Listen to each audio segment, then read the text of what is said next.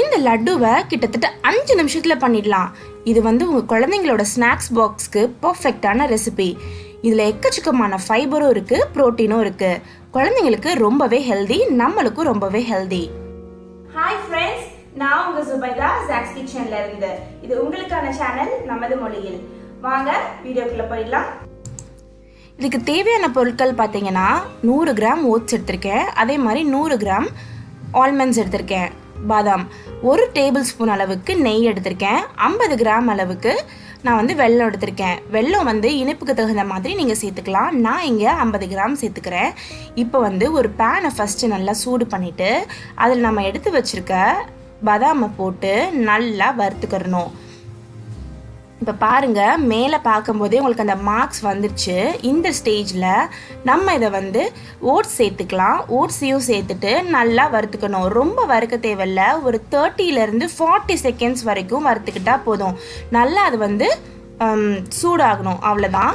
இப்போ அதை வறுத்துக்கிட்டாச்சு. இப்போ ஃபஸ்ட்டு நம்ம வந்து ஒரு ஜாரில் வெல்லத்தை லைட்டாக அடிச்சுக்கலாம். இந்த மாதிரி ஒரு 10 செகண்ட்ஸ்க்கு அடிச்சுக்கோங்க, போதும்.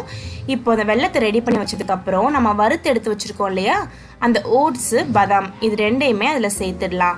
இது வந்து கொஞ்சம் மிதமான சூட்லேயே இந்த அளவுக்கு நல்லா பொடியாக அடிச்சுக்கோங்க.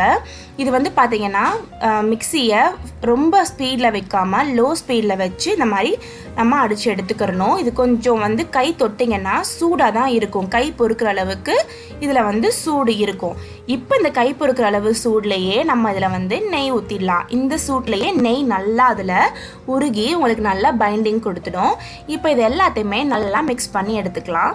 இது நல்லா மிக்ஸ் பண்ணிவிட்டு நீங்கள் தொட்டிங்கனாலே அதை அப்படி ஒரு உருண்டை மாதிரி பிடிச்சிங்கனாலே உங்களுக்கு ஃபீல் ஆகும், நல்லா அது வந்து உங்களுக்கு பிடிக்க வரும். இப்போ பாருங்கள், லைட்டாக அமுக்குங்க, பாருங்கள் அது ஷேப் எடுக்க ஆரம்பிச்சிருச்சு. இப்போ நம்ம அதை வந்து லட்டுவாக உருண்டைகள் பிடிச்சிடலாம். இந்த உருண்டைகளை நீங்கள் செஞ்சு ஒரு 15 நாள் வரைக்கும் செட் பண்ணி வச்சுக்கலாம். இதில் வந்து கிட்டத்தட்ட இந்த நான் எடுத்துக்க குவான்டிட்டியில் ஒரு 10 to 15 உருண்டைகள் வரும். இது ரொம்பவே ஈஸியான ரெசிபி. இதில் பார்த்துக்கோங்க, பாதாம் இருக்குது, ஓட்ஸ் இருக்குது, கீ ரொம்பவே நல்லது உடம்புக்கு, அதே மாதிரி ஃபைபர் கண்டென்ட்டும் ரொம்பவே ஜாஸ்தியாக இருக்குது. இந்த ரெசிபியை கண்டிப்பாக ட்ரை பண்ணி பார்த்துட்டு எப்படி வந்திருக்குன்ற உங்களுடைய கருத்துக்களை கமெண்ட்டில் சொல்லுங்கள். உங்களை அடுத்த வீடியோவில் சந்திக்கிறேன். அது வரைக்கும் பாய் பாய்.